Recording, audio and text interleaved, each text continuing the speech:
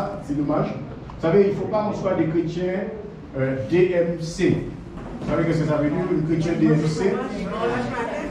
Dimanche matin seulement. DMS, dimanche matin seulement. DMS. Alors, soyons fidèles dans les petites choses. Et la Bible dit, si nous sommes fidèles dans les petites choses, Dieu nous confie de grandes choses. Parfois, nous voulons accomplir de grandes choses, mais nous ne sommes pas fidèles dans les petites choses. Maintenant, lorsqu'on ne peut pas, parce que c'est indépendamment de notre volonté, ça c'est autre chose. Il y a un corps de métier, on est infirmier, on est pompier, on travaille de nuit, on travaille. Il y a des situations qui font que ça c'est autre chose. Dieu tient compte aussi de cela. Mais quand il n'y a pas de raison valable, bien aimé, Dieu nous a placé quelque chose quelque part, soyons présents pour honorer Dieu. Et si nous sommes fidèles dans les petites choses, Dieu se permet de nous confier de grandes choses. Mais si nous ne sommes pas fidèles dans les petites choses, n'attendons pas à ce que Dieu nous confie de grandes choses. Alors, nous allons, vendredi soir, je disais, on a parlé de la chronologie de ce qui est la vie d'Église et ce qui nous attend. Nous sommes dans les derniers temps. Comme nous dit la Bible, les derniers jours, les derniers temps. Après le dernier temps, c'est l'enlèvement de l'Église. Et j'avais précisé que l'Église n'attend pas la venue de l'Antichrist, mais l'Église attend le retour de Jésus-Christ. Amen. Alors ça, il faut comprendre ça. Nous n'attendons pas la venue de l'Antichrist, parce que nous avons vu ensemble que l'Église ne passera pas par la grande tribulation. Alors nous attendons pas l'Antichrist, nous attendons le Christ Jésus qui sera dans les airs et nous partirons à la rencontre du Seigneur. Alors, les derniers temps, nous sommes là-dedans, l'enlèvement de l'Église, et aujourd'hui nous allons voir un autre événement qui est en rapport direct avec l'enlèvement de l'Église. Et pendant que l'Église est enlevée, et nous serons dans ce temps où nous allons parler aujourd'hui, ce sera la grande tribulation sur la terre. Et après la grande tribulation, c'est là où Jésus va revenir. Et je vous avais dit, lorsqu'on parle du retour de Jésus-Christ, il faut préciser les choses. Parce que Jésus va revenir une première fois pour enlever son Église. Il restera dans les airs. Il ne mettra pas pied sur terre. Le monde ne va pas le voir, mais nous serons transformés en un clin d'œil. Et Jésus va revenir. C'est là le retour de Jésus sur la terre. Il va mettre ses pieds sous la montagne des Oliviers. Et quand il va revenir, l'Église va revenir avec lui. L'Église qui a été enlevée va revenir avec Jésus. Et ce sera le thème de la grande tribulation. Et après la grande tribulation, quand Jésus va revenir, il va mettre un terme à la grande tribulation, au règne de l'Antichrist. Ce sera le règne de 1000 ans. Le millénium.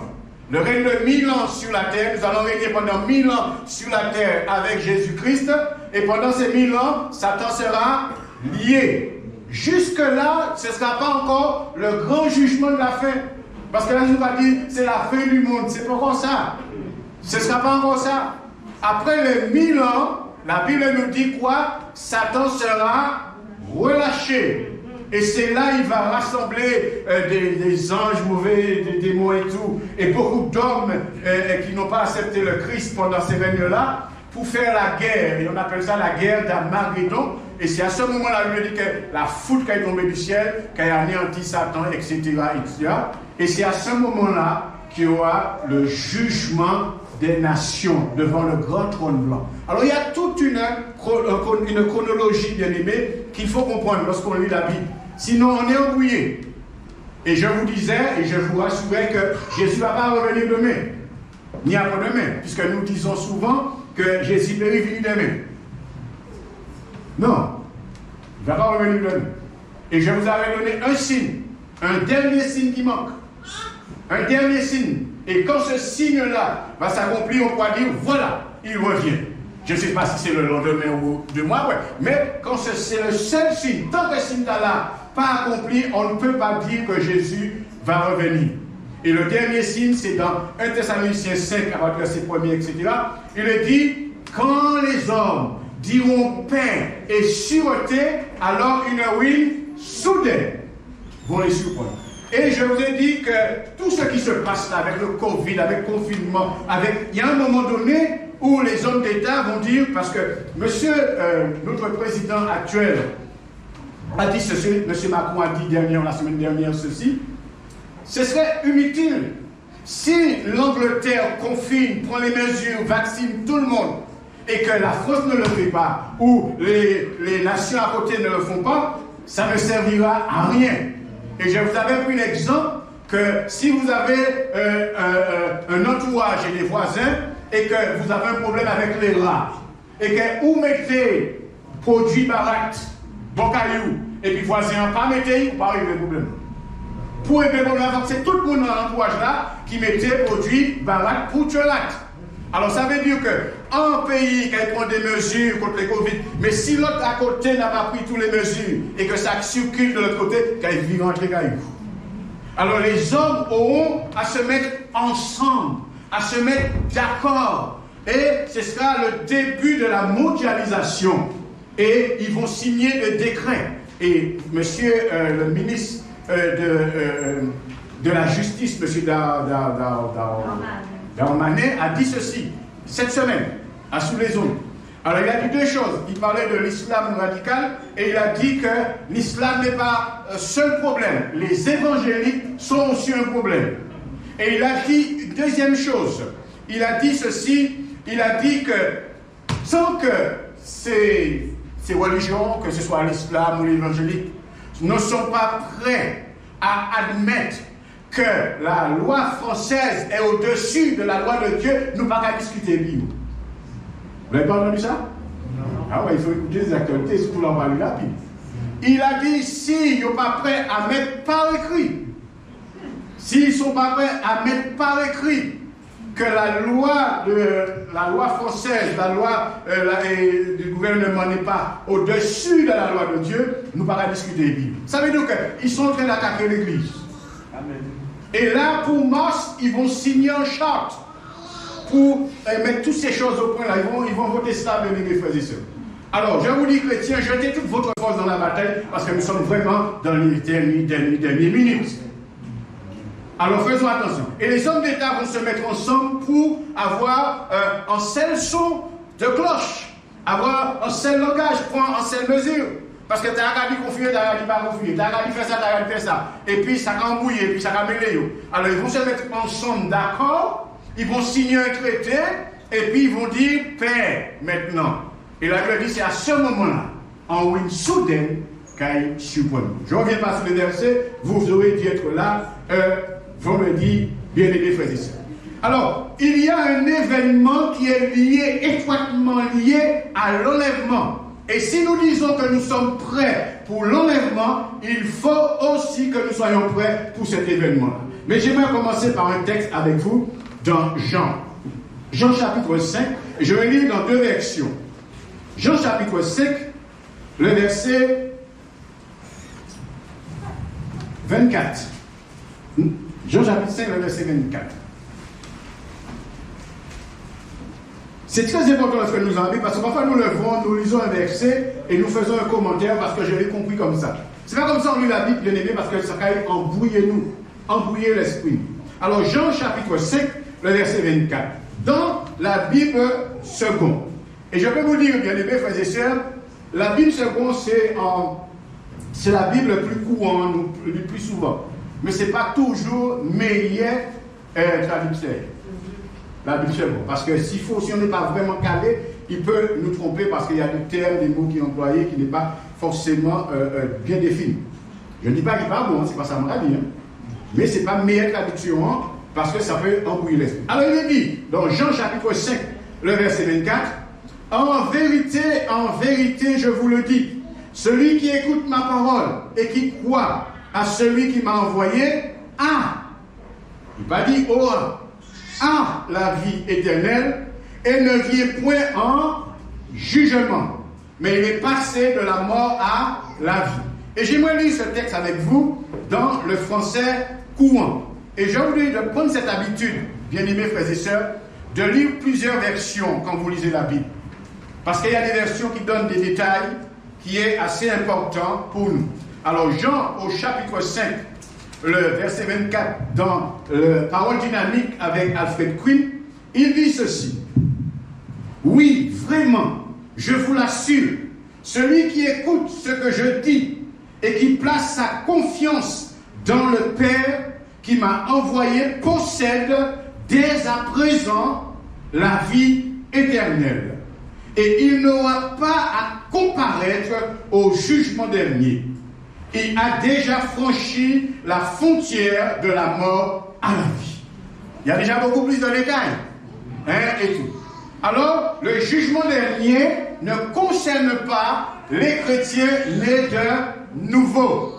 Ce grand jugement devant le trône blanc, comme nous dit Apocalypse au chapitre 20, où les grands, les petits seront assis devant celui qui est assis, debout devant celui qui est assis au trône blanc, les nations, etc., et ils seront jugés. Et chacun rendra compte, bien aimé. Nous ne sommes pas concernés par ce grand jugement-là. Ce grand jugement-là est réservé pour les pécheurs qui ont refusé d'accepter l'évangile de Jésus-Christ de Nazareth, les nations, etc. Le jugement dernier est réservé pour eux, bien-aimés, frères et sœurs, mais pas pour l'Église, en tout cas pas pour ceux qui sont nés de nouveau. Un deuxième texte dans Romains. Romains au chapitre 8, le verset 1er. Un texte que normalement tous les chrétiens nous le connaissons, mais pas toujours bien interprété. Romains chapitre 8, versets 1 et 2. Il n'y a donc maintenant aucune condamnation pour ceux qui sont en Jésus-Christ. En effet, la loi de l'esprit de vie en Jésus-Christ m'a affranchi de la loi du péché et de la mort. Il n'y a donc maintenant aucune condamnation. C'est dommage qu'entre nous, nous qu'à condamner nous qu'à juger nous réciproquement. Alors que Jésus dit, la Bible, l'apôtre Paul nous révèle sur l'inspiration du Saint-Esprit, il y a maintenant.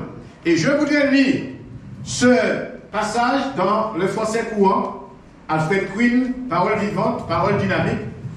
Mais maintenant, il n'y a plus de condamnation pour ceux qui appartiennent à Jésus-Christ. Si nous sommes unis à lui, nous n'avons donc pas à redouter aucune sentence contraire, car nous vivons à présent sous un nouveau régime, celui du Saint-Esprit. Cet esprit nous donne la vie qui était dans le Christ Jésus et nous introduit dans la communion avec lui. Cette puissance vivifiante de l'esprit me soulève hors du cercle vicieux du péché et de la mort. Cet ordre nouveau me permet d'échapper au régime du mal qui menait à la ruine éternelle. Parole vivante. Bien-aimés, nous ne serons pas jugés et condamnés et jetés à la perdition, à la ruine éternelle. Tous ceux qui sont nés de nouveau. Ce n'est pas ceux qui font partie d'une église, même de cette église. Ce n'est pas ceux qui ont même un ministère. Je parle de ceux qui sont nés véritablement de nouveau. Nous ne passerons pas en jugement. Bien-aimés frères et sœurs, ce qui est important de comprendre et de souligner. Par contre, si nous n'allons pas être en jugement, condamnés pour l'éternité à être jetés en enfer, par contre, il y a quelque chose de très sérieux qui nous attend, qui vous attend, bien-aimés frères et sœurs, lié à l'enlèvement de l'Église. Et nous allons le lire dans 2 Corinthiens. 2 Corinthiens, chapitre 5, le verset 9 et 10. Et je vais le lire dans le français courant aussi. Il y a le semeur, etc. Plusieurs versions. Ça, c'est intéressant. Alors, 2 Corinthiens 5, à partir du verset 9. C'est pour cela aussi, verset 8, nous sommes pleins de confiance, dit Saint Paul apôtre, et nous aimons mieux quitter ce corps et demeurer auprès du Seigneur. C'est pour cela aussi que nous nous efforçons de lui être agréables, soit que nous demeurons dans ce corps, soit que nous le quittions.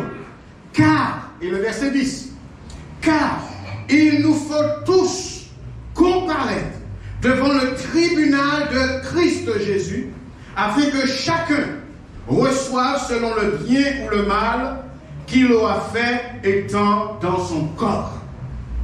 Ça n'a rien à voir avec le jugement de Dieu. Le tribunal de Christ, dont chaque chrétien né de nouveau aura à comparaître et à rendre compte le bien ou le mal qu'il aura fait, est réservé uniquement aux chrétiens nés de nouveau, pas aux non-croyants, pas aux infidèles. Le tribunal de Christ est réservé aux chrétiens. Alors je le lis dans le français courant, vivement. Chapitre 2, j'ai dit le verset 9 à 10. Ainsi donc, chapitre 5, j'ai dit, chapitre 5, si je me trompe, excusez-moi, c'est chapitre 5, 9, 10. Ainsi donc, que nous devions rester encore dans ce corps ou le quitter. Notre seule ambition est de plaire au Seigneur. Car un jour, nous aurons tous à comparaître devant le Christ pour être soumis à son examen, dit la version. Pour être soumis à son examen. Là, tout sera mis à découvert et chacun recevra la récompense méritée, suivant sa conduite durant cette vie terrestre et les actions, bonnes ou mauvaises, qu'il aura accomplies dans son corps. Alors nous voyons que même les chrétiens qui seront sauvés auront des actions bonnes et mauvaises. Et ils auront à rendre compte. Et pourtant, la Bible nous dit, ils ne sont pas condamnés pour l'enfer. Nous allons comprendre qu'est-ce qui s'est passé. Alors, dans ce texte, nous avons, dans le français courant, nous avons souligné des mots comme nouveau régime. Nous passer à son autre régime. Lorsqu'on reçoit Jésus comme maître et sauveur, nous allons passer à son autre régime. Ça veut dire que nous n'avons pas le même traitement et puis les autres. Nous avons un autre régime. C'est comme le peuple d'Israël. Dieu a dit à Israël, je t'ai choisi du milieu des nations pour m'appartenir. Moi, choisir, ou c'est à moi. Ça veut dire qu'on y a un autre traitement, on y a un autre régime, on y a une autre position. Et c'est ainsi. Et c'est pour ça qu'il est dit dans le psaume 145, il est dit à Israël, j'ai donné la loi à Israël et je n'ai pas fait de même pour les autres nations. La loi des 10 commandements, la loi morale était pour Israël, pas pour les autres nations, pour le peuple de Dieu. Et Dieu avait distingué son peuple avec plein d'autres lois, la circoncision, etc., des choses, et manger des aliments purs et ça qui n'est pas pur, etc. Il faisait la différence uniquement, non pas parce que l'aliment a été mis là, mais c'était pour avoir une distinction, faire une distinction entre Israël et tous les autres nations. Ça veut dire pas pour faire qu'on. Et Israël n'a pas été aussi fidèle que ça. Hein? On ne va pas entrer dans les détails. Alors, Paul, ce texte nous dit, nous allons tous comparaître devant le tribunal de Jésus-Christ pour que chacun puisse rendre compte de la manière dont il aura vécu sa vie spirituelle, sa vie de chrétien sur la terre. Bien-aimé, tout ce qui est caché sera mis en lumière. Rien n'y échappera, bien-aimés frères et sœurs. Rien. Moi, je peux vous cacher des choses et je vous cache des choses. Vous ne savez pas tout de moi. Il y a l'image que je vous donne lorsque je viens ici. Un beau gosse, bien habillé, bien prêt. C'est l'image que je vous donne, un bouc sérieux et tout. Mais vous ne savez rien. Vous ne savez rien et je ne sais rien de vous. Et je ne suis pas là pour chercher à savoir. Bien aimé, la Bible nous dit, veillez les uns sur les autres, mais il n'a pas dit surveiller les uns les autres. Je n'ai pas à surveiller mon frère, ma soeur, c'est pas ça. C'est veiller, ça veut dire veiller à ce qu'il est bien, qu'à comporter bien, etc., etc. Pas surveiller, bien aimé, frères et sœurs. Alors, nous ne sommes pas là pour cela, et nous sommes là pour nous aider mutuellement à avancer et aller de l'avant. Mais toutes nos actes, les pensées, les désirs, bonnes ou mauvaises, parce que nous ne pas dire qu'on a des bonnes pensées en tête, nous. Hein. Parfois, même qu'à supprimer moins puis des cas de pensées. Parfois, on a supprimer comme même des quatre modèles de pensée. On a dit, oh, papa. Ben, la grave.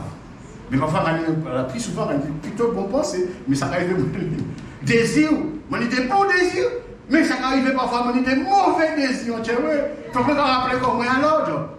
Toutes ces choses que vous ne savez pas, que je ne vous dirai pas, parce que c'est service de bâton contre pas mon coup. Je ne vous dirai pas, bien aimés frères et sœurs, Dieu les connaît. Dieu connaît lui. Quand je vais faire une action, ce n'est pas tant l'action qui compte. Et ça, il faut comprendre ça. C'est là qu'on va faire l'action. Ce n'est pas tant l'action qui compte pour Dieu, mais c'est la disposition. Alors, qui disposition moi qu'à faire? Quels sont mon mobile? Là, moi qu'à aller rendre en service. Ouh, les hommes.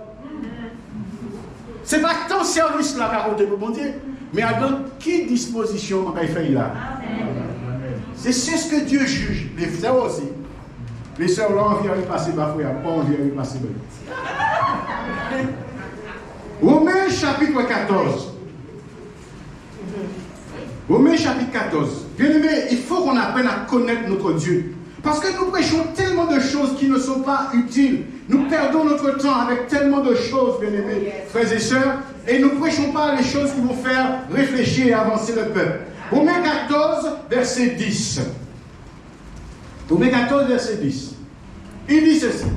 Alors, verset 9, car Christ est mort, il a vécu afin de dominer sur les morts et sur les vivants.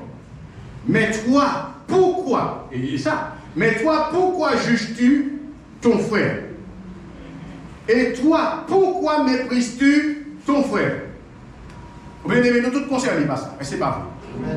Nous qu'à juger, même si nous ne disons pas vrai, je ne juge pas, mais je dis la vérité. Les chrétiens ne connaissent pas la signification de nous. Et quand nous parlons, moi, je dis la vérité.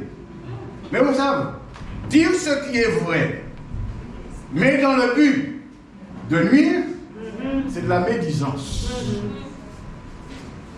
Parfois on dit, je dis la vérité, mais on peut dire qu'il y a dans la pensée pour nuire l'autre là. Parfois même nous pouvons déguiser ça, parce que nous sommes tellement hypocrites. Nous pouvons déguiser ça. Je voudrais qu'on prie pour. Mais en information, nous n'avons pas besoin de balle. C'est pas vrai? Mais nous allons mettre ça dans l'enveloppe. Mais ni de bagaille, l'église pas besoin de ça, pasteur pas besoin de ça, personne pas besoin de ça, c'est où et puis mouna. Au cas où il dit frère, c'est arrêtez. Bon, maintenant si ça va pas régler, il va nous prendre l'autre monde. C'est pour ça que je ne suis jamais d'accord. Frère, s'il y a quelqu'un parmi vous, si vous avez des différends, demandez-vous pardon. Ce n'est pas dans l'église ça se passe. S'il y a un problème de l'église, il n'y a pas de problème. Mais si un frère et une soeur ont un problème, frère, on va dire, va voir. Et puis si il veut régler ça, ça reste entre les autres. Bien aimé, mais toi, pourquoi juges-tu ton frère? Ou toi, pourquoi méprises-tu ton frère? Puisque nous comparaîtrons tous devant le tribunal de Dieu. Pas pour le grand jugement, le tribunal de Christ là. Nous comparaîtrons tous, ce n'est pas la peine de juger, c'est Dieu qui gagne contre l'étranger. Et je veux lire un texte avec vous aussi dans le français courant. Et puis je vais arrêter de jongler avec les deux là pour gagner du temps. Dans Romains, j'ai dit chapitre 14. C'est important. J'ai plusieurs versions dans la Bible, mais quand je lis, je m'en vu dans l'autre parce qu'il y a des détails qu'on donne. Alors, Jean 14, j'ai dit le verset 10. Romains. C'est bien, vous suivez. Je pouvais faire comme certains disent, est-ce que moi ça me ou pas, mais c'est pas vrai. Comment donc peux-tu te mettre à juger ton frère? Vous savez, à un moment donné, l'Éternel dit, je n'ai pas la référence en tête là, qu'est-ce que tu as à juger mon serviteur? S'il tombe, ça c'est problème moins, et puis ça n'a pas de problème. Lorsque Moïse avait sa femme, Myriam, et à un moment donné, Moïse a pris une femme. Alors, on n'a pas tellement d'éléments. Est-ce qu'elle est Myriam entre-temps? Est-ce que, je ne sais pas, il n'y a pas d'éléments.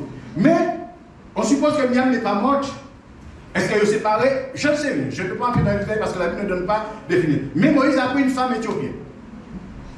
Mais le comportement de Aaron, son frère, qui était sacrificateur et mari, nous montre que le comportement de Moïse, pas douette. Ça, Moïse fait pas bien. Ils se sont révoltés et ont commencé. L'Éternel a appelé, il est venu.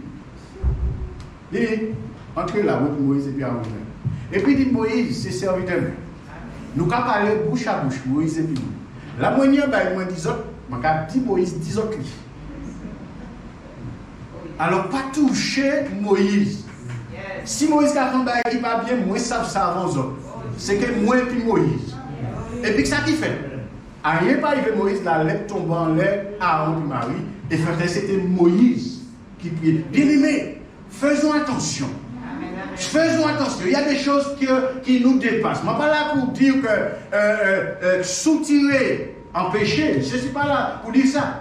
Mais bien aimé, frères et sœurs, ayez assez de recul et puis parfois on y prier. Alors, le texte, je continue le texte. Comment donc peux-tu te mettre à juger ton frère? De quel droit, nous dit cette version, le critiques-tu? Il continue, et toi, pourquoi jettes-tu du haut de ta suffisance? Parce que l'on va juger un monde, ça veut dire qu'on est passé. Puisqu'elle a ni en loi, ni en thèse du moins. Elle ni en thèse, ni en antithèse. Si moi là, excusez l'expression, si moi nous montre la moi disons toutes ces découillons. C'est pas le cas, hein, c'est un exemple. Si moi nous montre la moi disons toutes ces découillons, l'antithèse c'est quoi? L'antithèse c'est que moi j'ai senti que moi plus intelligent. Si moi j'ai dit, faut que monsieur l'aide. L'antithèse c'est que moi j'ai considéré que il est plus vilain que moi. Vous comprenez? Quand il y a une thèse, il y a toujours l'antithèse. Alors, il dit ceci. Pourquoi critiques-tu ton frère et toi, pourquoi jettes-tu du haut de ta suffisance? Parce qu'on va sentir meilleur. Un regard méprisant sur ton frère. Ne devons-nous pas comparaître les uns les autres devant le tribunal de Christ? Il est écrit, etc., etc. Et s'il faut que je vis le Seigneur, etc., bien aimé. Soyons vigilants. Condamnons le péché. Jugeons le péché. Mais ne jugeons pas l'individu. Ce n'est pas notre rôle. C'est le rôle de Dieu. Parce que n'oublions pas qu'elle avait dit que les derniers seront les premiers. Si nous avons sorti nous premiers, nous avons essayé d'être derniers. Bien-aimés frères et sœurs, alors, l'événement lié étroitement à l'enlèvement, c'est le jugement des croyants nés de nouveau devant le tribunal de Christ. Nous passerons tous devant le tribunal. Alors je vous rassure, si nous avons été enlevés, nous sommes sauvés. Il n'y a pas de doute à cela. Si nous sommes enlevés, c'est que nous sommes sauvés. Si nous allons devant le tribunal de Christ et nous aurons des comptes à rendre, nous serons jugés, non pas pour être condamnés, parce qu'il n'y a aucune condamnation pour ceux qui sont en Jésus-Christ, mais pour que nous soyons réprimandés, on peut le dire, et Dieu remettra des récompenses à chacun. Nous n'aurons pas tous les mêmes récompenses. Même si peut-être aux yeux du monde, j'ai peut-être laissé l'impression que j'ai beaucoup plus bossé, j'ai beaucoup mieux fait, mais ce n'est pas ce que Dieu, parce que je peux vous dire, bien-aimés frères et sœurs, et ça, on le mettait ça en tête, nous, une fois pour toutes, personne n'impressionne Dieu. Je vous impressionne, vous pouvez vous impressionner. Quand j'ai regardé le soir où j'ai joué et chanté en même temps, ça m'impressionne. Et ça me fait plaisir parce que moi, mes belles bagailles. Le rafon bagaille applique qu'on fait. Ça belle. Ça belle. Surtout lorsqu'on le fait pour la cause de l'évangile, la cause de Dieu. On doit appliquer comme nous. Et quand il y a c'est pour Dieu, il est bon. Ça, quand il nous met l'expression, c'est pour Dieu, il est bon. Dans l'église de Dieu, ce n'est pas ça. On doit appliquer comme nous. Nous, ils sont contents, alors nous appliquer comme nous pour nous grandir, aller plus loin. Nous vont ça chanter, et bien, dire que mon Père aller encore plus loin. Appliquez-nous comme nous, bien-aimés frères et sœurs. Alors, Dieu ne va pas être impressionné par les exploits que je vais faire. Dieu regarde à mon cœur. Pour qui, mon affaire? Est-ce que c'est pas amour? Ou est-ce que c'est pas intérêt? Ou est-ce que c'est pour être vu ou être remarqué? C'est ça ce que Dieu va juger, bien aimé. Bel linge là, on va mettre là. Dieu n'a rien contre le fait qu'on mette en bel linge. Si vous pouvez mettre bel linge, on va encourager, nous belles, nous propres, nous belles, nous chrétiens, nous l'Esprit Saint, nous habiller comme nous propres. Mais Dieu n'est pas impressionné. Mais Dieu va regarder, mais pourquoi il a habillé comme ça? Est-ce que c'est pour là qu'il va entendre là, il narguer? Est-ce que c'est pour séduire? C'est ça ce que Dieu va juger, bien aimé. C'est pour dire, arrêtez de juger les gens parce qu'ils portent un pantalon. Ce sont des choses extérieures du corps. La Bible dit, ceux qui sortent, ceux qui sont de l'extérieur ne souillent pas. C'est ceux qui sortent qui souillent. Parfois, nous ne pouvons pas calter l'évangile. Je comme on dit, mettez qui texte. Là, on sert à mettre qui texte qu'il y a un enfant. Bon Dieu, bon Dieu, bon Dieu. Quelle bêtise, bien aimé. Si vous n'avez pas mettre qui texte, parce qu'il y a un message, essaye. Il ne fait rien de mal. Si vous mettez qui texte parce qu'il y a un bellicole, mais qu'est-ce qui fait de mal, bien aimé? Ce n'est pas le fait que mettez qui texte là, mais c'est qui, dans qui but. C'est ce que Dieu va juger. C'est dans qui but qu'il a mis qui texte là. Comme je vous disais, que mettons en nous, la Bible ne condamne pas ça. La Bible dit dans Timothée, ne vous parlez pas. Pas mettez corps. Pourquoi la Bible dit ça? Parce que si vous lisez Ézéchiel chapitre 16 là, la Bible parle d'Israël qui s'est prostitué. Qu'est-ce qu'il dit? Il dit Israël, moi prends dans la boue. Vous pouvez le lire attentivement. Moi prends dans la boue. Moi baignons. Moi élevé. Je t'ai parlé d'or et d'argent. Je t'ai donné des bracelets. Je t'ai donné des bracelets. Je t'ai donné des pendants d'oreilles. Je t'ai donné des pendants de nez. Quand on va qu'on persil. C'est l'Éternel qui dit ça. Je t'ai donné des pendants de nez. Je t'ai donné du pain. Mon paré. Mais, puisque vous êtes belle ou vous êtes beau, vous trouvez qu'on a au grand, ou détourner corps, et pour aller adorer, puis prostituer corps, et puis d'autres dieux. Et c'est pour ça qu'il dit, pas par corps, parce qu'une fois on parle corps, on va sentir qu'on a au grand. Est-ce que vous comprenez bien? Parfois, nous prenons un texte, et nous dit la Bible a dit. Mais connaissons le contexte, bien aimés, frères et sœurs. Quand le peuple juif est sorti d'Égypte, la Bible dit que Aaron, parce que là, Moïse montait sur la montagne pendant 40 jours par Moïse, il dit, nous passons ça, monsieur fini, monsieur nous l'a dit, nous là, nous pas ni concombre, nous pas ni rien encore, Dieu nous l'a dit, nous là. Il dit, Aaron, fais-nous un Dieu. Et Aaron fait un Dieu en veau d'or. Vous savez avec quoi Aaron a fait le veau d'or?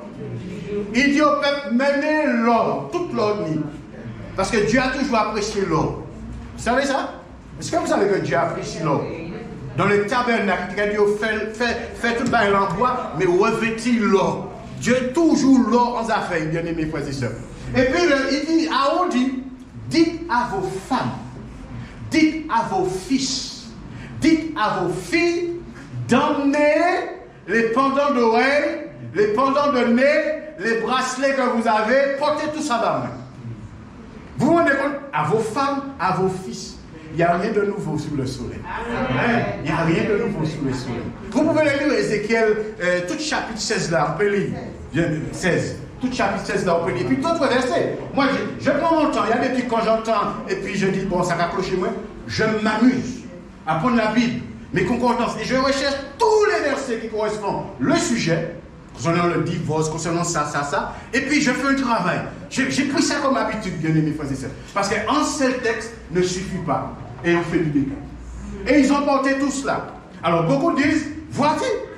Pourquoi? Parce que c'est puis ça ils ont fait vos dons là. Puisque c'est puis ça ils ont fait vos dons là, alors pas mettre des bijoux. Je ne suis pas là en train de faire l'apologie pour le bijou, mettre des bijoux. C'est pas ça que je suis en train de dire. Alors, mais on retrouve un autre texte. Et là, c'est dans Exode. Où Moïse, l'Éternel va dire à Moïse, il faut que le peuple fait en offrande à l'Éternel pour construire le tabernacle, etc. Tout ce qu'il y avait à construire. Alors, dis-leur, écoutez bien, en offrande à l'Éternel, dis-leur d'emmener, Exode, vous pouvez le lire, je n'ai pas la référence là, si vous voulez après, vous pouvez le lire. Emmenez vos bracelets, emmenez vos bijoux, vos bracelets, vos pendants de nez. Il précisait vos pendants de nez, vos bracelets, tout cela emmenez en offrande à l'Éternel. Et le peuple a emmené ça en offrande, et puis ça Moïse fonde l'or à tout ça pour revêtir machin. Alors on dit, ne condamnons pas quelqu'un pour des choses dont nous avons été influencés. Vous savez, j'ai été influencé un moment de la vie. Hein. La femme n'a pas le droit de mettre de pantalon parce qu'elle m'a grandi dans l'église, c'est ça que je dis. Alors j'ai été influencé, puis j'ai dit ça quand j'ai commencé à prêcher. Mais après, quand j'ai compris l'évangile, j'ai dit, quand j'ai commencé à la Bible, mais c'est du n'importe quoi. On ne voit aucun texte dans la Bible qui dit ça. Amen. Il y a le texte dans Deutéronome 22,5 qui dit que la femme ne porte pas d'habit d'homme et que la femme, ça n'a rien à voir avec pantalon et tout. En tant que pantalon, porte quand même existé. Pantalon porte quand même existé. Et Moïse qui m'a écrit ça, il y a un grand bol. C'était ça, et je vous ai fait voir, quand vous lisez le titre, quand vous lisez le titre, vous voyez écrit travertissement. Ça veut dire que les gens ils traversent comme homosexuels, bagaille comme ça, corruption, comme dans le carnaval, misérable bien madame. C'était dans ce. Et Dieu dit, mais le peuple n'a pas fait ça. Que la femme ne pas. C'était dans ce ça, bien aimés frères et sœurs. Quand le fils prodigue est revenu à la maison, qu'est-ce qu'on lui a dit? Papa a dit, prends plus belle bague là. Friand de lui, et puis choisis telle robe là. Le fils prodigue.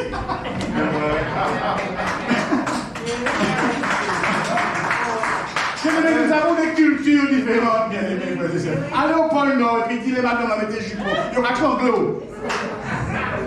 Allez au Québec, moins 25.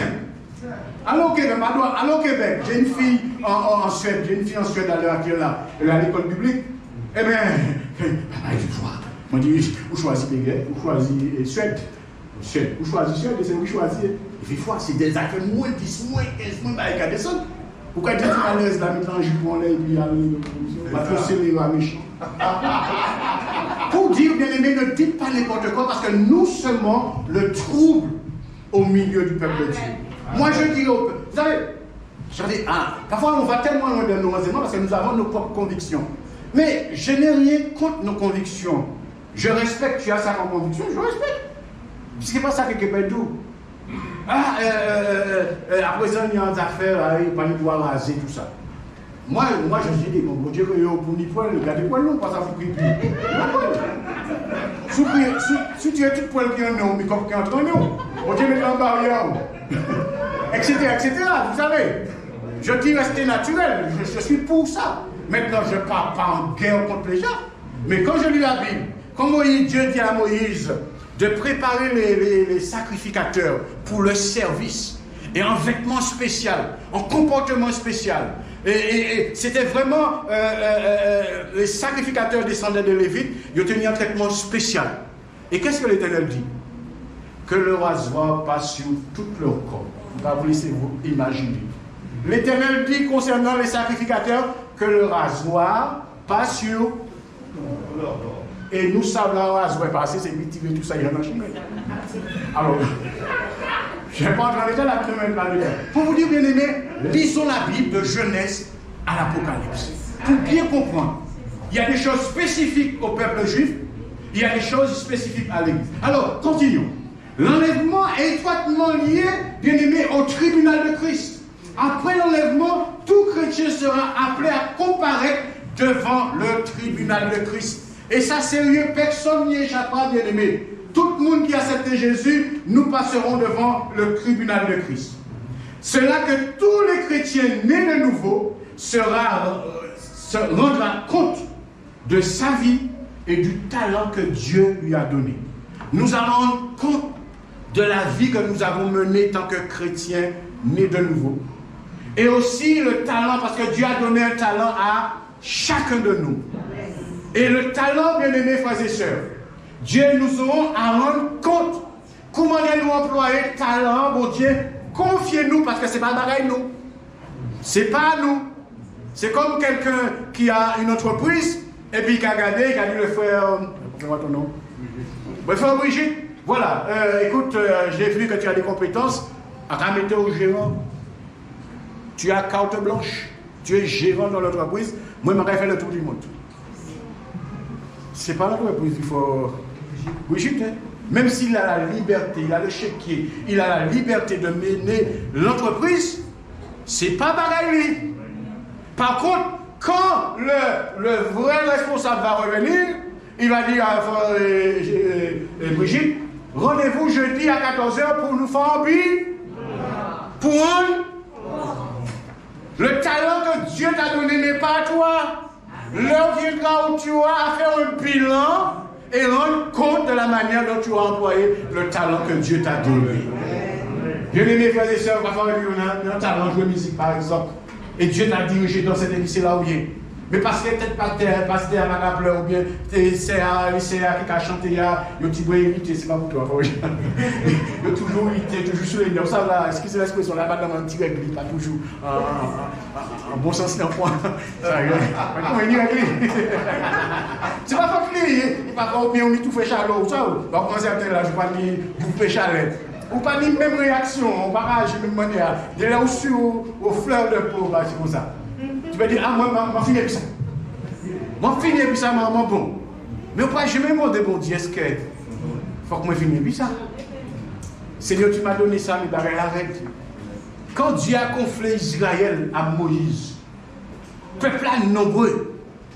Moïse trouvait problème du peuple là. Le peuple là, il vend des airs là, et on a dit, Moïse, tu dois quitter nous. Bien aimé, nous, nous servons le coup. Le peuple là, nous, j'ai qu'à crier en moi, qu'à misère. Qu'à crier, qu'à prier pour libérer, ils vont des ailes là. Premier petit problème, ils disent, Moïse doit quitter nous, parce qu'on va ni concombre gratuitement.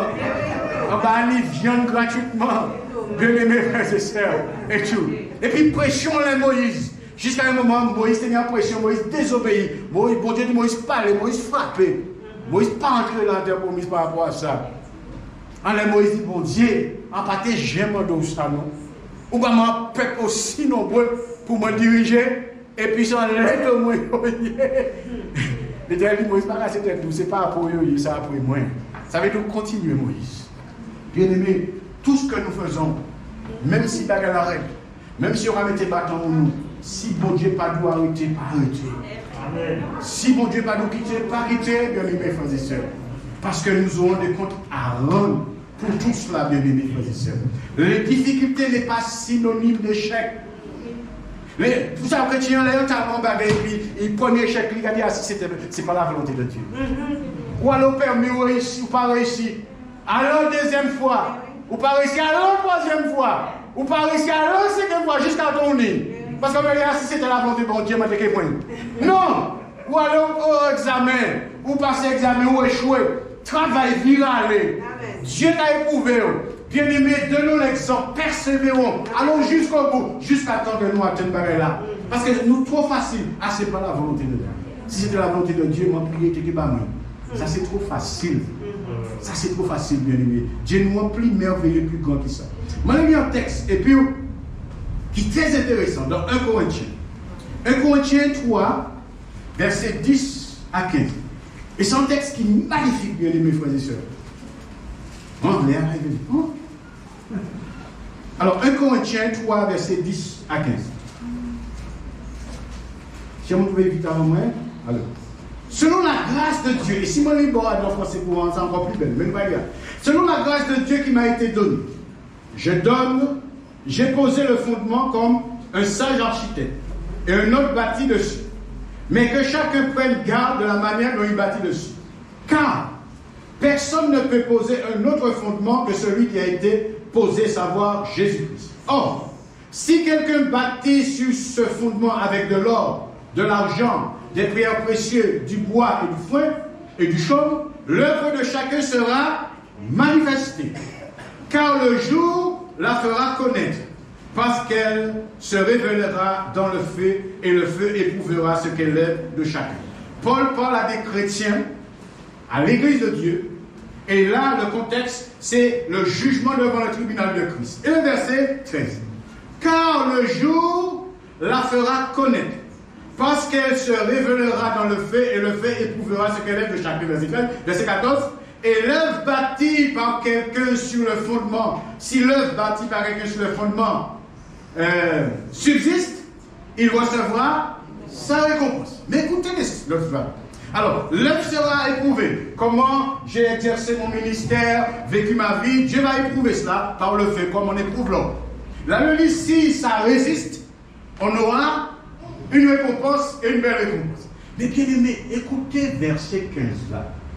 Si l'œuvre de quelqu'un est consumée, il perdra sa récompense. Pour lui, il sera... Bien aimé, on n'exerce pas pour être sauvé. Mais parce qu'on est sauvé, on exerce un ministère. Amen. Bien-aimés, il faut que ça entre en tête, nous. Nous n'exerçons pas pour être sauvés. Je ne fais pas pour être sauvé. Mais parce que Jésus m'a sauvé, il a préparé des bonnes œuvres d'avance afin que je les accomplisse. Si je ne m'ai pas accompli fidèlement, la Bible dit que mon œuvre sera éprouvée. Mais comme j'ai été sauvé, je serai sauvé, mais sans récompense. Est-ce qu'on a compris ça? Amen. Ça, c'est important de saisir, bien-aimé. Le salut, c'est un don qu'on reçoit, pas une récompense pour de bonnes œuvres accomplies. Est-ce que vous avez compris ça? C'est par grâce que vous êtes sauvés, par le moyen de la foi, et cela ne vient pas de vous. C'est un don que Dieu donne. Alors le salut, c'est un don qu'on reçoit par la foi, mais pas une récompense pour avoir accompli de bonnes œuvres. Parce que si tu penses accomplir de bonnes œuvres pour être sauvé, tu seras surpris. Et la Bible dit dans Ésaïe 64, le verset 5, toutes nos bonnes œuvres, toutes nos œuvres de justice restent aux yeux de Dieu comme un vêtement souillé. Ça veut dire si on pense faire pour être sauvé, nous passons à côté. C'est par grâce, bien-aimés frères et sœurs. Alors, le chrétien est sauvé par la foi, mais il sera récompensé par les œuvres. Il sera récompensé par les œuvres. C'est important et c'est capital. Alors, j'ai noté, le tribunal de Christ est donc uniquement destiné aux chrétiens, non aux incroyants. Les œuvres dont il est question ici sont celles que le chrétien pratique, non pas pour être sauvé, mais parce qu'il est sauvé. Parce qu'il est sauvé. Le chrétien, bien-aimé, ses œuvres n'auront rien à voir avec le salut. Les œuvres, ce n'est pas pour le salut. Je prends un exemple pour aller finir. Samuel qui est là, je prends tous les exemples, c'est la famille auquel nous habitués toujours ensemble. Samuel qui est là, il m'appelle Tonton Bruno. La petite Tonton Bruno. Si je parle à Samuel, Samuel n'a aucune raison, mais il est un petit garçon intelligent et malin. Il va le faire. Mais Samuel n'a rien comme raison de m'obéir. Il n'est pas obligé d'obéir moi. Même s'il m'appelle Tonton Bruno, mais je suis un étranger quelque part. Par contre, son papa Étienne et sa maman Roselyne, il a toutes les raisons du monde pour obéir. Parce que c'est les parents. Je suis leur fils. Je n'ai pas le choix. Je leur dois obéissance. L'obéissance que Samuel va donner à Étienne et à Roselyne, non pas pour être leur fils, mais parce qu'il est leur fils. Est-ce que vous comprenez ce que je vous dis? Il va obéir parce qu'il est leur fils. Il va obéir parce qu'il leur doit obéissance. Bien-aimé, les bonnes œuvres que je vais accomplir, l'obéissance que je dois à Dieu, non pas pour être son fils, non pas pour être sauvé, mais parce qu'il m'a racheté, parce qu'il m'a sauvé, je lui dois obéissance. Est-ce que vous comprenez ça? Tout ce que je fais, c'est par obéissance, parce qu'il m'a racheté, il m'a sauvé, et je lui dois obéissance. C'est comme honore ton père et ta mère. Je dois honorer mon rédempteur. Je dois honorer mon sauveur parce qu'il m'a sauvé, je lui appartiens. Et parce que je suis à lui, j'ai toutes les raisons du monde pour lui obéir. Connaître ses lois, ses préceptes pour moi et obéir parce que je lui appartiens. Mais je ne fais pas pour. Parce qu'à un moment où je pense que je dois faire pour, j'ai un grand problème. Bien-aimés frères et sœurs. La grâce de Dieu n'autorise pas le chrétien à vivre à sa guise. Mais parce que je suis sauvé, bah, je viens. Non. En bon âme qu'à porter mon fruit. Si tu n'as pas porté mauvais fruit, ça veut dire que tu n'as pas la semence. Et on peut mettre en doute ta nouvelle naissance. Alors, Romains 6. Romains 6, verset 4. Romains 6, verset 4. Nous avons donc été ensevelis avec lui par le baptême en sa mort, afin que comme Christ est ressuscité des morts par la gloire du Père, de même nous aussi, nous marchions en nouveauté de vie. Est-ce que vous avez compris? Je reprends. Nous avons donc été, c'est en fait, nous avons donc été ensevelis avec lui par le baptême en sa mort, afin que, comme Christ est ressuscité des morts, par la gloire du Père, de même, nous aussi, nous marchions. Nous marchions parce que nous avons été ensevelis avec lui. Nous marchions en nouveauté de vie parce qu'il nous a sauvés. Nous marchons en nouveauté de vie parce qu'il nous a scellés du Saint-Esprit et nous a donné le don de la vie éternelle. C'est pourquoi nous marchons en nouveauté de vie. Mais nous ne marchons pas en nouveauté de vie pour être ensevelis, pour être sauvés, puisque le salut c'est par grâce en Jésus-Christ de Nazareth. Et Éphésiens 2, verset 10, là un verset encore que je prends, mais que nous connaissons très bien, et c'est toujours bon de rappeler, Paul dit, je ne lasse pas de vous rappeler une chose, 2 versets, car nous sommes son ouvrage, ayant été créés en Jésus-Christ pour de bonnes œuvres que Dieu a préparées d'avance afin que nous les pratiquions. Nous sommes son ouvrage, ça veut dire qu'il nous a recréés. Nous sommes nés de nouveau en Christ, et parce que nous sommes recréés, nés de nouveau en Christ Jésus, eh bien, il a dit, pour de bonnes œuvres, nous sauver pour faire ça. M'embaucher dans l'entreprise pour accomplir ça. Apparemment, on doit accomplir ça pour m'embaucher. Mais je t'ai embauché pour que tu accomplisses ça. Pour de bonnes œuvres que Dieu a préparées d'avance afin que nous les pratiquions. Il nous a sauvés. À quel moment? Je disais que Dieu a libéré le peuple juif. Dieu a libéré le peuple juif à quel moment, disons, que Dieu a donné la loi, les 10 commandements à Israël. Dieu a vu son peuple en captivité, assujetti dans la misère. Dieu pouvait dire, écoutez Israël, je vous donne la loi.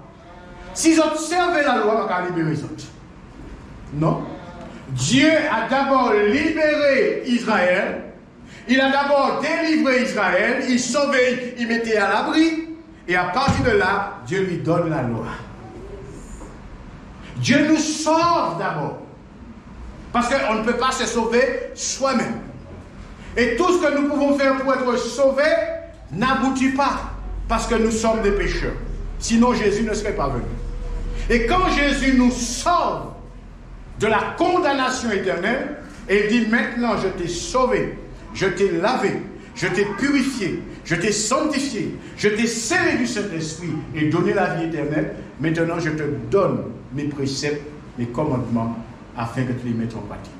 Si tu ne les mets pas en pratique, tu devras passer, rendre compte. Amen. Quand Jésus va dire, le serviteur va dire à ses serviteurs, il avait fait un grand banquet et il a invité plein de monde. Et personne n'est venu. Tu as dit, Mani, m'a acheté des pelles bêtes, il faut que je essaye. Il faut que je finisse mailler, il faut que je fasse le mien. En bas, il ne passe pas venir. Le serviteur dit, le maître dit au serviteur, maintenant, allez partout, dans les coins de rue, tout partout. Dites tout le monde vini, car tout est prêt. Est-ce que vous comprenez? Tout le bagage là, déjà, paré. Et maintenant, tout le bagage là, paré, venez et servez. Le salut, c'est pareil. Dieu a préparé toutes choses en Christ. Et nous sommes en Christ. Et puis il nous dit, jouissez pleinement. Mais avec des règles. Et si les règles ne sont pas respectées, étant qu'enfants de Dieu, nous aurons à venir et à rendre compte à Dieu pour la manière dont on gère la situation. Nous finissons avec un dernier verset dans 1 Pierre, chapitre 4. 1 Pierre, chapitre 4, le verset 17 et 18.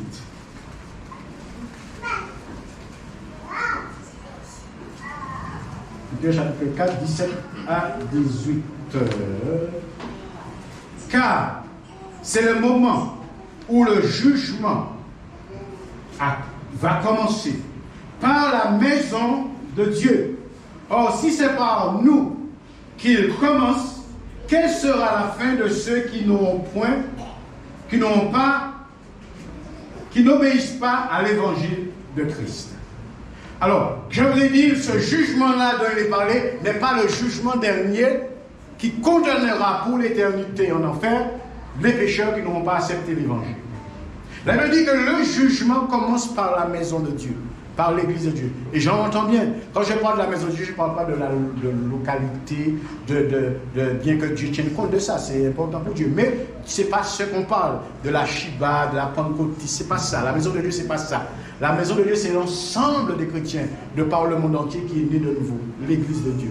Le jugement commencera par eux. Non pas un jugement pour une condamnation éternelle et jeté dans la ruine éternelle, mais un jugement pour la manière dont ils auront vécu leur vie spirituelle étant qu'enfants de Dieu sauvés. Et nous aurons rendre compte. Et si nous passons l'épreuve, l'examen et sans succès, la Bible dit nous serons sauvés, mais sans récompense. Mais ceux que Dieu dira bons et fidèles serviteurs, ceux-là auront des récompenses. Maintenant, il y a différentes récompenses, ça c'est notre sujet d'étude. Alors, bien-aimés frères et sœurs, le plus important, premièrement, c'est accepter Jésus par la foi. Passer par une vraie repentance, une vraie conversion. Il a dit que Dieu nous scelle du Saint-Esprit une fois pour toutes. L'amour né de nouveau, c'est une fois pour toutes. L'idée qu'on perd son salut, bien-aimé, n'est pas biblique. La Bible dit que Dieu nous a transféré la foi une fois pour tout. Celui qui a le Fils a. Il n'a pas dit aura, a la vie éternelle. Mais maintenant, tout ne s'arrête pas bien. L'Église sera enlevée et nous passerons devant le tribunal de Christ. Et nous aurons en compte toutes nos vices cachés. Tout ce qui est comme pensée, comme désir, sera mis en lumière. Et nous serons jugés sur cette base-là. Sur cette base-là. Et bien aimés frères et sœurs, faisons tout ce qui est en notre pouvoir pour ne pas être sauvés comme à travers du feu. Mais comme nous présentons devant Dieu comme bons et fidèles serviteurs. Ne jugeons pas, ne condamnons pas, ne frustrons pas, ne culpabilisons pas, bien aimés frères et sœurs. Laissez Dieu juger lui-même.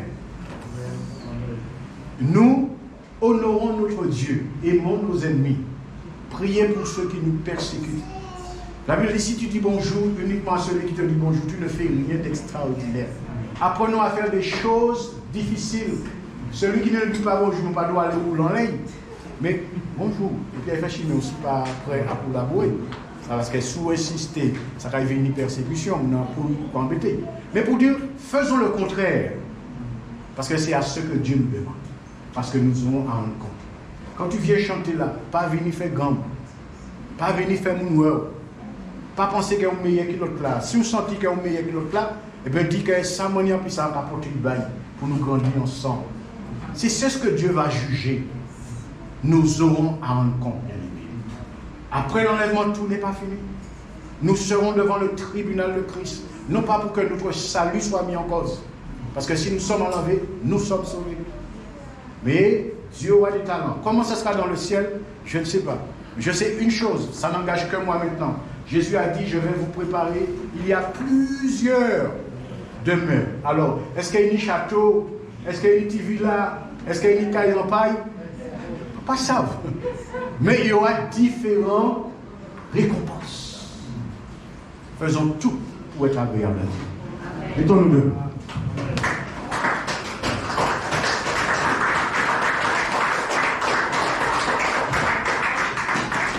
Seigneur, nous avons compris, pour être agréable à toi, nous devons servir par amour. Non pas par intérêt, ni par vaine gloire, ni par orgueil, ni par vantardise, Père, mais par amour. Alors ce matin, nous humilions notre cœur devant toi. Et je te demande de nous aider, Père, à prendre conscience que nous serons debout devant le tribunal de Jésus. Et chacun de nous devra rendre compte de la manière dont il aura vécu sa vie chrétienne sur la terre. Et le bien et le mal que nous aurons fait, nous aurons à rendre compte pour cela, Seigneur. Alors, Seigneur, pendant qu'il en est temps, là où nous avons échoué, nous te demandons de nous aider à prendre conscience de cela et à rectifier le tir. à nous humilier et à te demander pardon. Et à mettre en avant, Seigneur, l'intérêt de l'utilité commune de la vie d'Église, l'intérêt de l'Évangile, Père, à tout faire par amour pour la gloire de ton nom. Et s'il y a ici des personnes qui n'ont pas encore fait la paix avec toi, je te demande, Père, de leur accorder ce privilège de t'accepter aujourd'hui comme maître et sauveur avant qu'il soit trop tard. Merci, Père, de ce que tu nous permets de comprendre, qu'il y a maintenant pour ceux qui sont nés de nouveau aucune condamnation. Nous ne passerons pas au jugement dernier du grand trône blanc, Seigneur, parce que Jésus nous a sauvés et nous a rachetés. Et nous a dit qu'il ne nous a pas sauvés pour connaître la colère. Et nous te remercions, Père, au nom de Jésus, notre Sauveur et Seigneur. Amen. Que Dieu vous bénisse.